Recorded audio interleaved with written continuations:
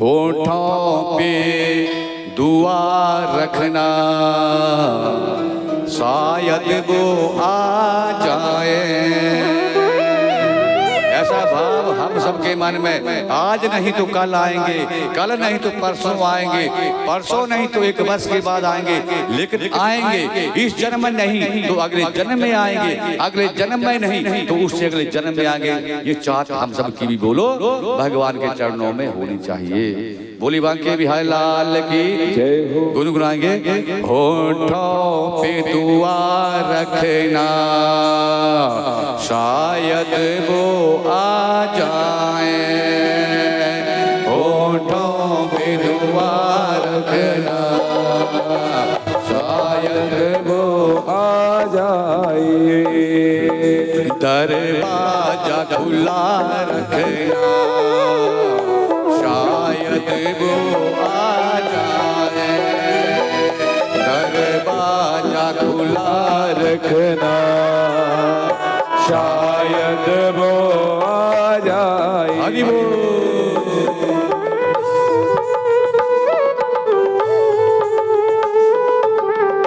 ताली बजा लो, बजा लो, बजा लो।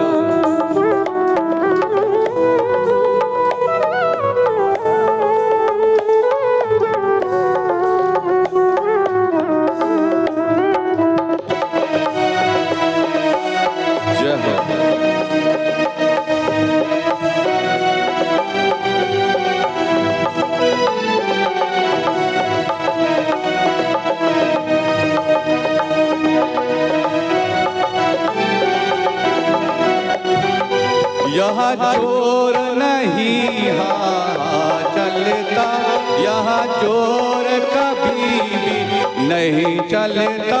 मर्जी के वो मालिक हैं, मर्जी के वो मालिक, शायद वो आ जाए।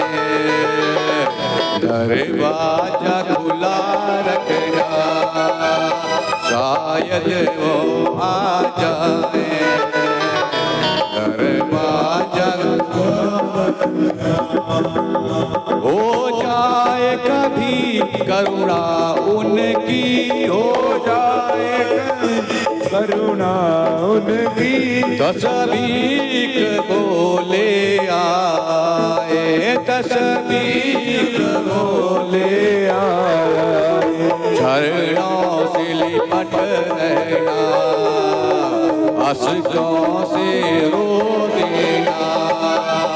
चरणों से लिपट रहना, अश्कों से रो देना।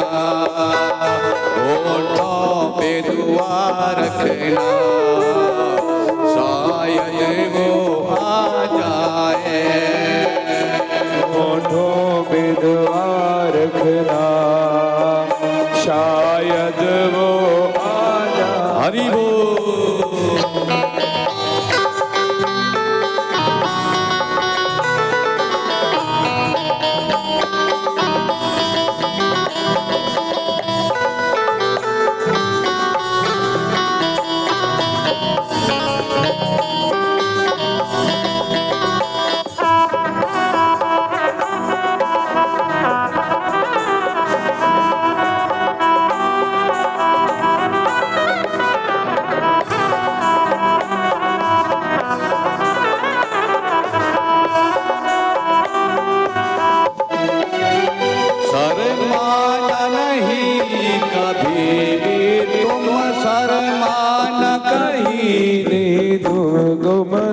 आवाज किए रखना, आवाज किए रखना।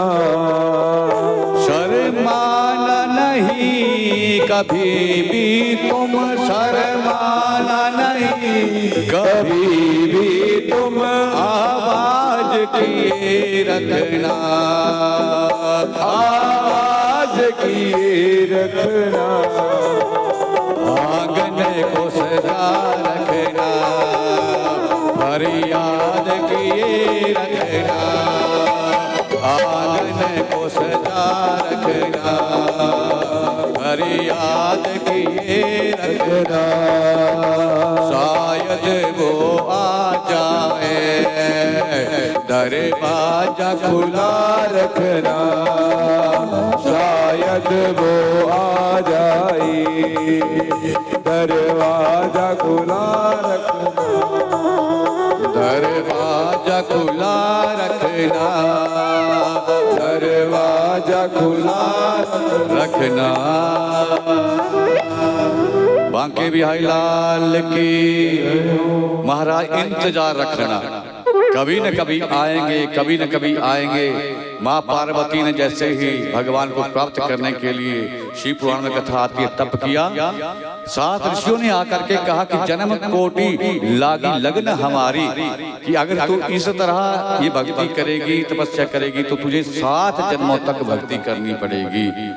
तो पार्वती कहती है कि जन्म लागी लगन कोटि हमारी, चाहे अगर मुझे करोड़ों जन्म भी भक्ति करनी पड़े, आपने कह दिया कि मिलेंगे तो मैं भक्ति करूंगी। बोली बांके बिहारी लाल की। करोड़ जन्म कोई कम नहीं होते हैं, तो लगे रहो, लगे रहो, एक दिन भव से पार करने के लिए वो जरूर आएंगे, जरूर आएंगे, जरूर आएंगे। बोली बांके बिहारी लाल की। इसलिए सदा उसकी राह में नयन बिछा करके रखना और सदा होंठों से उसका गुणगान करते रहना, ये 2 ही तरीके हैं। इंतजार रखो और इंतजार में थोड़ा बेकरारी भी रखो। आज नहीं तो कल आएंगे, कल नहीं तो परसों आएंगे। ऐसी ऐसी ब्रज की गोपियां जो है वो गुनगुना रही हैं, आ जाएंगी, अब चलना शुरू कर दिया है। अब एक ना एक दिन तो हमारे दरवाजे में भी वो पहुंच जाएंगे। बोली बांके बिहारी लाल की। ऐसी महाराज हम सब की भावना होनी चाहिए। एक बार एक सेठ स्वप्न में भगवान ने दर्शन दिया कि कहा मैं कल आऊंगा, आप इंतजार करना। सेठ ने महाराज खूब स्वागत करने के लिए फूल बिछाए रहा हूं मैं, बहुत महाराज उसे सुंदर बंदोबस्त कर दिया। जिस रास्ते से भगवान ने आना था ध्यान करना, फूल बिछा करके राजा इंतजार कर रहा है। भगवान को देखो आप कैसे आते हैं। इतने में क्या हुआ, दोपहर का समय हुआ, एक कुत्ता आया। उस सेठ ने कहा भगाओ भगाओ, डंडा लेकर के कुत्ते के पीछे पड़ गए, कुत्ते को भगा दिया। शाम के समय में 3-4 बजे के बीच में एक भिखारन भिक्षा मांगने के लिए उन फूलों के ऊपर जैसे ही क्रॉस करने लगी, चलने लगी, तो उसे भी महाराज सेठ ने धक्के दे करके बाहर कर दिया कि भगवान आने वाले हैं, चलो चलो यहाँ से। शाम बीत गई महाराज, रात्रि के समय में फिर स्वप्न हुआ है। भगवान ने कहा कि सेठ एक बार नहीं मैं 2 बार गया, लेकिन तूने मुझे पहचाना ही नहीं। बोली बांके बिहारी लाल की। तो भगवान का इंतजार भी करना, प्रतीक्षा भी करनी, और नामदेव की तरह महाराज हमारे घर में भगवान किस रूप में आ जाए। कथा के बीच में आ करके हनुमान जरूर बैठते हैं, किसी न किसी रूप में कन्हैया भी आकर के बैठते हैं। जहां भी कथा होती है वो रूप चाहे किसी का भी ले लें तो महाराज आते जरूर हैं। बोले बांके बिहारी लाल की। तो महाराज अब इधर गोपियां इंतजार करने का, महाराज अब इंतजार और प्रतीक्षा में समय व्यतीत करने लगी। अब क्या हुआ, इतने महाराज तृणावत आया और तृणावत ने महाराज भगवान को उठाया और आकाश में उड़ गया। तृणावत ने जैसे ही उठाया भगवान को, जैसे ही तृणावत मथुरा की तरफ ले जाने लगा, भगवान भारी हो गए, और जैसे ही गोकुल की तरफ मुख करे तो भगवान हल्के हो गए। बार बार उसने प्रयास किया, बार बार उसने प्रयास किया, लेकिन भगवान अपनी माया, वो वृंदावन से बाहर जाना नहीं चाहते हैं, ब्रज से बाहर जाना नहीं चाहते हैं। जैसे मथुरा की तरफ जाए भगवान भारी, और जैसे मुख गोकुल की तरफ करे भगवान हल्के। कथा क्या कहती है कि राजी है हम तेरी रजा में। जो भगवान की रजा में चलता है, भगवान की इच्छा को मान करके चलता है सजनों, उसके जीवन में कभी भी फिर कोई कमी नहीं रहती है। तो भगवान की रजा में हम सबको चलना चाहिए। भगवान हल्के और भगवान के विरुद्ध चलेंगे तो भगवान भारी हो जाते हैं। कथा ये कह रही है। अब महाराज बार बार प्रयास किया, अब भगवान ने उसकी गर्दन के ऊपर ऐसा प्रहार किया और जा करके महाराज उसे भी मथुरा के अंदर कंस के बगीचे में गिरा दिया। इस तरह महाराज आज तृणावत का भी अंत हुआ। अब एक बार राजा परीक्षित को सुखदेव मुनि कह रहे हैं, एक बड़ी सुंदर कथा कह रहे हैं।